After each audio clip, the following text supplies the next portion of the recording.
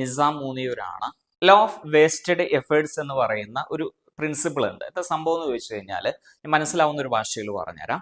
ഇപ്പൊ ഒരു സിംഹം ഒരു മാനിന്റെ പിറകെ 100 തവണ ഓടുകയാണെങ്കിൽ 20 തവണ എന്ത് ചെയ്യാറുള്ളൂ? മാനിനെ കിട്ടാറുള്ളൂ.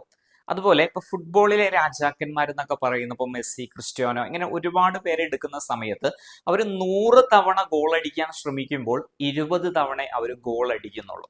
അപ്പൊ നിങ്ങൾ ഏതെങ്കിലും ഒരു കോമ്പറ്റേറ്റീവ് എക്സാമിന് നിങ്ങൾ തയ്യാറെടുക്കുന്ന സമയത്ത് ഒരുപക്ഷെ നിങ്ങൾ ആദ്യ തവണയോ രണ്ടാമത്തെ തവണയോ നിങ്ങൾക്ക് ശ്രമിക്കുമ്പോൾ കിട്ടണമെന്നില്ല.